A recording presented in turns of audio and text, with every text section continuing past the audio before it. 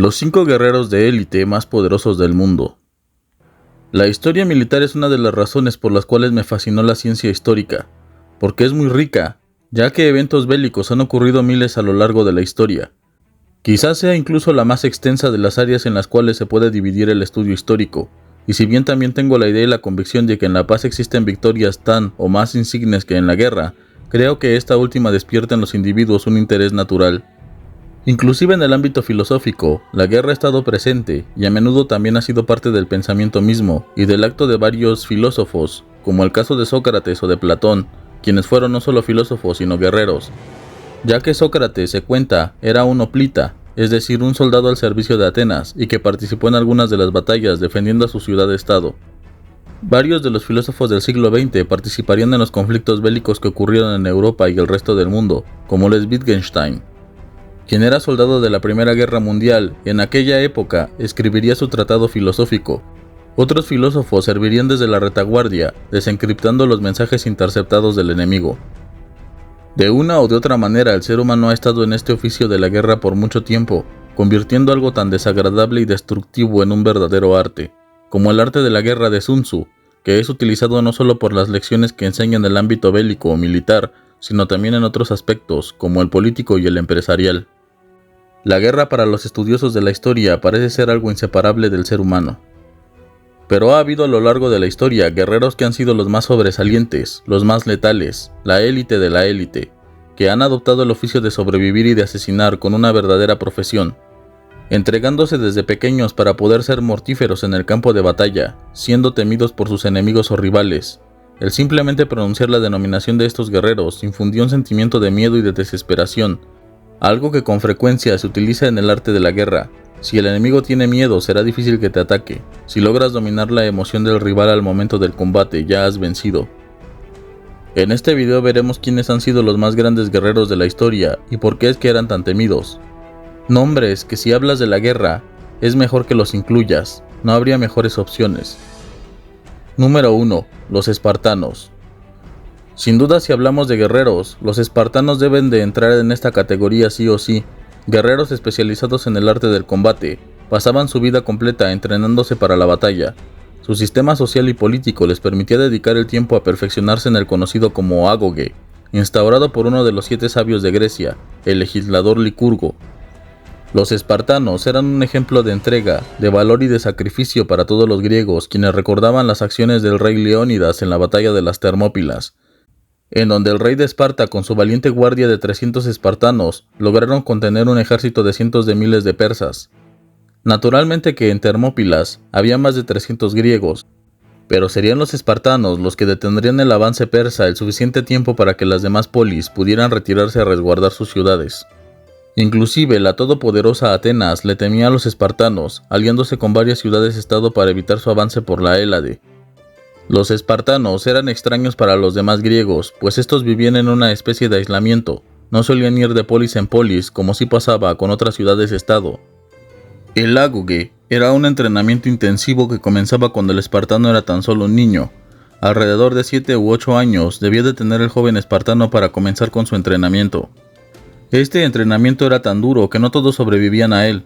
El espartano debía de aprender a sobrevivir, debía de aprender a combatir, pero con inteligencia y astucia. A la edad de 30 años, y es que el espartano había logrado superar todos los retos y pruebas, así como sobrevivir obviamente a su entrenamiento, era cuando se le llamaba un homoioi, y se le entregaban campos de cultivo, ganado y a sus propios hilotas, que eran una especie de esclavos. Finalmente se integraba a las filas de los guerreros legendarios. Se les llamaba homoioi porque los espartanos eran todos iguales. En Esparta no había una libertad de mercado como si existía en otras polis. Cada espartano recibía la misma cantidad de tierras y de hilotas y debían de cooperar con el Estado para las comidas comunales, que se realizaban cada tanto. Es por ello que homoioi significaba los iguales o los semejantes. Licurgo había diseñado la sociedad espartana de esa manera porque sabía que las diferencias entre los hombres, sobre todo las diferencias materiales entre los mismos, causaban problemas en la armonía de las sociedades. La desigualdad era una puerta abierta hacia el caos, y muchas veces o por envidias o por injusticia, las sociedades colapsaban. Los espartanos lograrían vencer a Atenas y a sus aliados en la guerra del Peloponeso, aun pese a que los recursos de Atenas eran mayores. Los espartanos eran lo único que todas las polis griegas temían, y si es que nos ceñimos a los escritos de los filósofos y de otros reyes griegos, no solo les temían sino que también los admiraban. Sin dudas, grandes guerreros. Una de sus frases era: los espartanos no preguntan cuántos son, sino dónde están. Número 2. Los samuráis.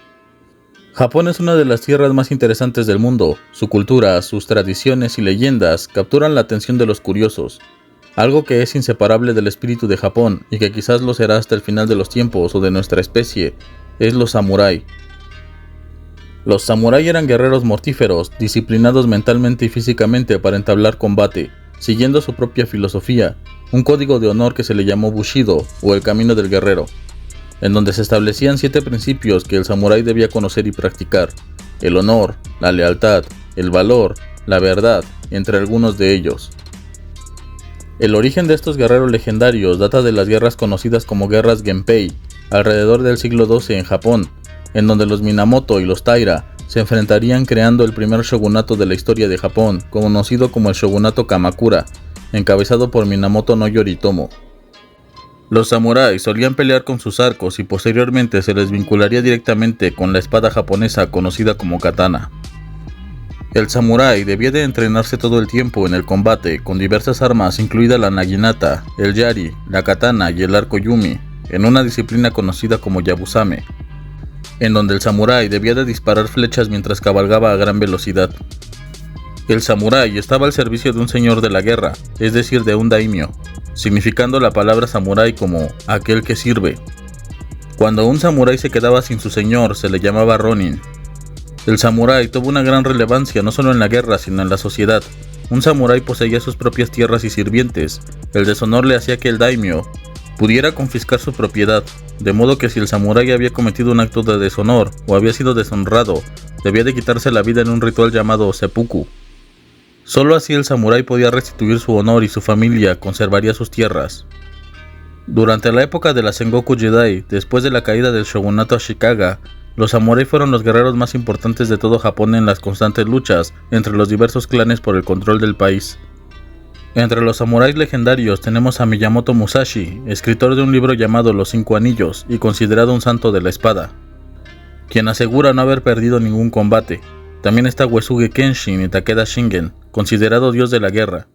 Los samurái, un merecido lugar en esta lista. Número 3. La Guardia Pretoriana. Sin dudas, una de las posiciones más codiciadas por los soldados de la Legión Romana. Estos soldados no solo tenían el honor de proteger al emperador de Roma, aunque muchas veces más que su protección también fueron su ruina, como lo veremos más adelante. Además de ello, también tenían uno de los salarios más grandes del ejército, si no es que el más alto de los salarios, con 3.000 sestercios anuales en la época de Augusto, mientras que un legionario ganaba 900 al año. No solo eso, sino que también gozaban de lo que llamamos colaterales, pues ellos también recibían donativos en celebraciones tanto de victorias como en el ascenso de un nuevo emperador, así como en diversas festividades en las cuales los pretorianos se veían beneficiados económicamente. A la muerte de Augusto, por ejemplo, en su testamento le dejaba 1.000 sestercios, mientras que a los demás soldados solo le dejaba 300. Posteriormente, los césares, queriendo garantizar la lealtad de sus soldados, se les daba una enorme cantidad de dinero. Como ejemplo, tenemos a Claudio, quien pagó a sus soldados la cantidad de 15.000 sestercios, y Marco Aurelio, así como Lucio Vero, ya en el siglo II, les daría 20.000 sestercios. Aunque la guardia pretoriana como guardia para el emperador evidentemente inició con el Imperio Romano, su antecedente fueron los Escipiones, quienes eran una de las familias prominentes de Roma.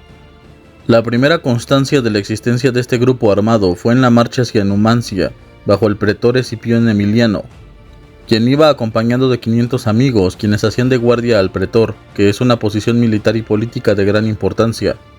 De modo que por ello se le llamaría guardia pretoriana. El pretor era una especie de general romano. Los mandatarios romanos solían escoger entre sus soldados algunos que sirvieran como protección tanto infantería como caballería. Con el paso del tiempo esta unidad se llegó a conocer como cohorte pretoria, llegándola a utilizar personajes como Julio César, Marco Antonio y César Augusto. En el caso de Julio César se dio cuenta de que debía haber una legión de élite más peligrosa que las demás. Para César esta unidad de élite fue la 10ª Legión Gémina. César Augusto no solamente vio esa unidad como una unidad militar de élite para las batallas, sino también determinó su importancia política. De modo que de cada una de las legiones de cada provincia, seleccionó a los soldados que integrarían la guardia pretoriana. Evidentemente, cada uno de los integrantes de la guardia debían de ser soldados diestros, bien entrenados, pero sobre todo veteranos del combate. Además, también decidiría quién sería el comandante de esta unidad, al cual se le llamaba prefecto del pretorio. Este cargo militar, que no era muy importante en el periodo de Augusto, lo fue en el de Tiberio, su sucesor, ya que estos también llegaron a ostentar una posición política, siendo los primeros ministros de los emperadores. En un principio se formaron 9 cohortes de pretorianos, también un complemento de 100 jinetes llamados equites pretoriani. Posteriormente fueron 10 cohortes, cada una integrada por 480 hombres, hasta que llegarían a integrarla 1000 soldados. Solo 3 divisiones estaban en activo y se dedicaban a patrullar los palacios y lugares importantes. Los pretorianos tenían tanto poder que comenzaron a ser no solo una fuerza militar, sino una fuerza política. Solo Augusto contó con pretorianos leales. Después de Augusto, los pretorianos solo veían por sus intereses. Por un precio, los pretorianos podían asesinar al emperador, uniéndose en conjuras orquestadas por senadores u otras familias políticas que buscaban el poder. Uno de estos casos sucedería recién en el año 41 después de Cristo, cuando los pretorianos asesinaron al emperador Calígula y pusieron en su lugar a su tío Claudio. Los pretorianos son un ejemplo de las fuerzas armadas que abusan de su poder militar para involucrarse y aprovecharse de la política de sus países o estados. Esto no solo sería un caso aislado, ya que en esta lista aún existen otros miembros de la élite guerrera que se salieron de control. Los pretorianos fueron castigados también por su atrevimiento cuando subastaron el trono de Roma, pagándoles una inmensa cantidad por él el emperador Didio Juliano. Pero Septimio Severo marchó a Roma y se deshizo de los pretorianos ya existentes, reemplazándolos por hombres de sus propias legiones. Vespasiano se desharía de varios de los pretorianos y puso a su hijo Tito como prefecto del pretorio para evitar confabulaciones en su contra.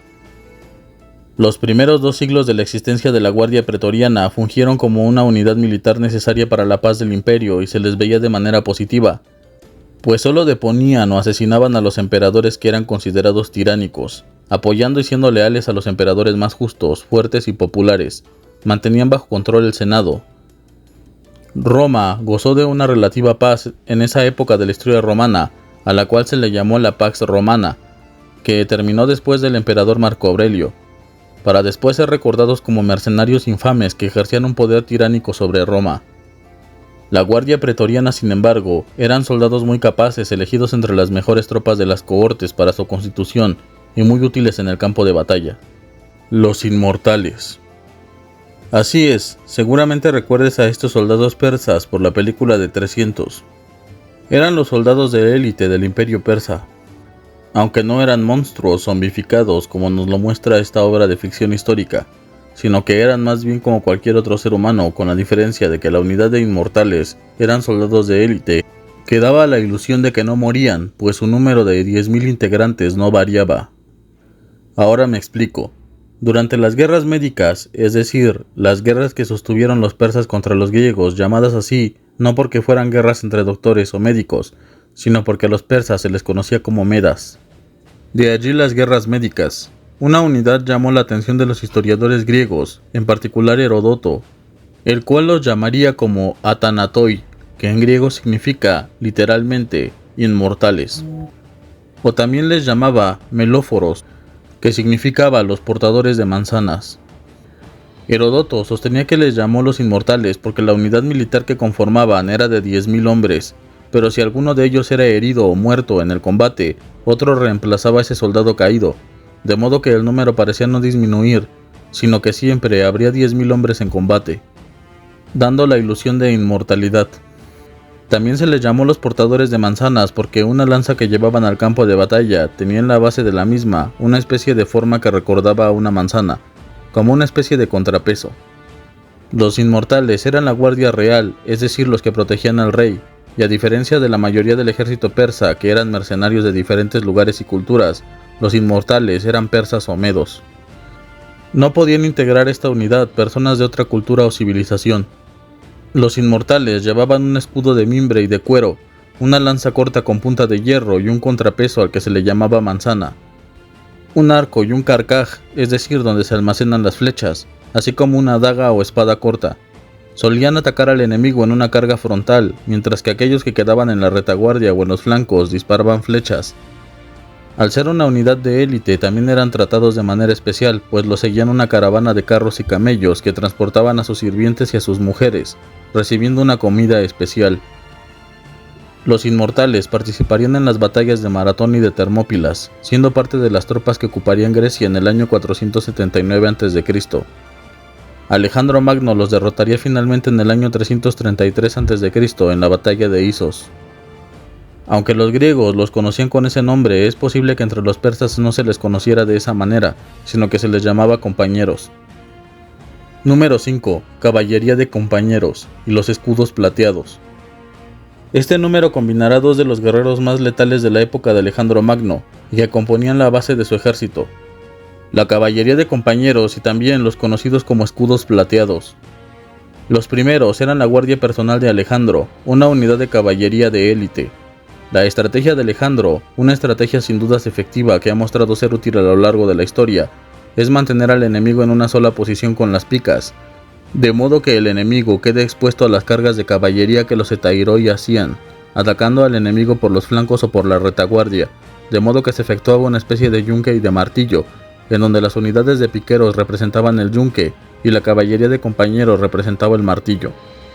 De modo que la caballería de hecho llevaría ese nombre, martillo, porque aplastaba literalmente a las fuerzas enemigas retenidas por el yunque o la falange. Normalmente Alejandro era quien dirigía la carga de caballería al frente de la misma y haciendo una formación en cuña. Su origen se remonta al rey Filipo II, padre de Alejandro, y por supuesto esta unidad estaría en existencia durante el reinado de Alejandro. Los etairoi se llamaban así porque eran el círculo de confianza y amistad del rey. De hecho, se celebraba una festividad llamada Etairideia, un festival que versaba sobre la amistad sagrada que unía siempre al rey y a sus compañeros. Los amigos reales o piloi, o compañeros del rey, basilikoi etairoi, eran nombrados de por vida entre la aristocracia macedonia. Los etairoi estaban compuestos por escuadrones de 200 a 300 soldados. En la campaña de Alejandro en Persia había 8 escuadrones dirigidos por Filotas, miembro del escuadrón real, amigo íntimo de Alejandro. También servían para proteger los flancos del ejército macedonio, como toda unidad de élite. Los etairoi cabalgaban con los mejores caballos y tenían el mejor armamento disponible. Cada uno portaba una lanza arrojadiza llamada gistón, una espada llamada copis, una coraza de lino o bronce, brazaletes y yelmo. Los caballos también estaban protegidos por una especie de armadura. Los etairoi fueron decisivos para las campañas de Alejandro. Por otro lado, los mejores en los que representaba el yunque para el ejército macedonio eran los escudos plateados, o en griego, argiráspides, de la palabra compuesta argiros, que significa plata, y aspis, que significa escudo. Los escudos de plata eran una unidad de infantes de élite. Primero se les llamó los hispaspistas, que servirían en la campaña de Alejandro en la India, llevando escudos de plata, de allí su nuevo nombre, como símbolo de su gloria.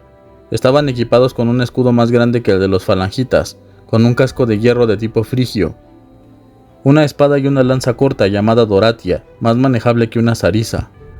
Los argiráspidas estaban estimados en 3000 hombres. Estos servían como un apoyo entre las dos unidades básicas del ejército de Alejandro, los falangitas y los etairoi, es decir, los piqueros y la caballería. Posteriormente, tras la muerte de Alejandro, estas tropas fungieron como unidades de élite del imperio seleucida, convirtiéndose a la postre en las tropas herederas de la Guardia Real de Alejandro. Número 6. La Banda Sagrada de Tebas. La Banda Sagrada de Tebas o el Batallón Sagrado de Tebas es una unidad militar de élite de la antigua Grecia. Pero la particularidad de esta unidad militar era que estaba integrada por homosexuales. Como sabrán, en la antigua Grecia como en Roma, la homosexualidad no era algo extraño, de hecho era algo muy frecuente, y en ocasiones era apreciado por los mismos griegos y romanos. Así es que no es una cuestión del pasado o del presente, el decir que estas prácticas eran bien o mal vistas por la sociedad, sino que más bien depende del contexto cultural, político o religioso. Inclusive hubo épocas de mayor libertad, algunos más bien dirían que libertinaje, y otras de mayor represión. Así es que decir que son mejores estos u otros tiempos sería más bien algo de pensarse. Mejor que cuáles tiempos y peor que cuáles otros. La sociedad griega entonces era algo más tolerante en estos aspectos, pues la banda sagrada de Tebas estaba conformada por 150 parejas de amantes, todos ellos varones. Esta fuerza de élite pondría fin al dominio de Esparta sobre Tebas en el siglo IV a.C. Sin embargo, la unidad fue aniquilada en la batalla de Queronea por el rey Filipo II de Macedonia en el 338 a.C. Su existencia fue documentada en el año 324 a.C. por el logógrafo ateniense Dinarco, mencionando que el batallón fue responsable de la derrota decisiva de los espartanos en la batalla de Leuctra en el 371 a.C. Se señala a Górgidas como el creador del batallón sagrado. Históricamente otros autores habían hablado de los guerreros tebanos que conformaban 300 miembros en la batalla de Platea, los cuales serían derrotados por los atenienses, pues estos tebanos estaban aliados con los persas. Heródoto los llamó los primeros y los mejores entre los tebanos, aunque no se ponen de acuerdo las fuentes en qué año fue que se creó este batallón. Según Plutarco, esta unidad de 300 hombres fueron elegidos por Górgidas puramente por su capacidad y mérito, sin tener en cuenta la clase social. Como dije, estaba conformada por 150 parejas de hombres, cada una estaba formada por un erastes, es decir, un amante, y un eromenos, o amado. Poliano describe a la banda sagrada como compuesta por hombres consagrados el uno al otro por obligaciones mutuas de amor. No se sabe concretamente por qué se les llamaba sagrado, pero se piensa que era porque las parejas hacían sus votos en el templo de Iolao, quien se dice era amante de Heracles. Dicho santuario estaba en Tebas. También se puede tener la referencia de Platón, quien decía que un amante era como un amigo inspirado por Dios. En ocasiones se le llamaba la banda de la ciudad porque su adiestramiento y alojamiento corrían a cargo de la polis en Beocia. En las parejas que conformaban el batallón había uno de mayor edad y otro de menor, el primero llamado Einiojos y el más joven Parabetes. La motivación para la existencia de esta peculiar unidad nos la dice Plutarco. Para varones de la misma tribu o familia hay poco valor de uno por otro cuando el peligro presiona, pero un batallón cimentado por la amistad, basado en el amor, nunca se romperá y es invencible, ya que los amantes, avergonzados de no ser dignos ante la vista de sus amados, y los amados ante la vista de sus amantes, deseosos se arrojan al peligro para el alivio de unos y otros. Según Plutarco, Górgidas distribuyó el batallón sagrado de Tebas a lo largo de las líneas de batalla para que sirvieran como inspiración para las demás unidades del ejército. Pero después de haber luchado en la batalla de Tegira y haber obtenido una gran victoria, se usarían como guardia personal.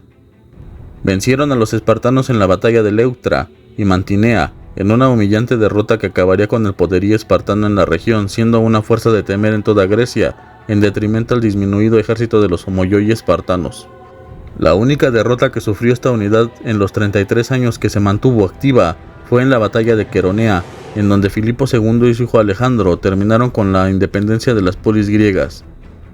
Filipo, que había estado cautivo de los tebanos, pudo aprender sus estrategias de combate. El ejército tebano se enfrentó a las abrumadoras fuerzas de Filipo. El ejército tebano huyó, pero los únicos que se quedaron a luchar hasta el final fue el batallón sagrado. Aunque estaba rodeado y superado por el enemigo, se mantuvieron firmes y cayeron donde estaban.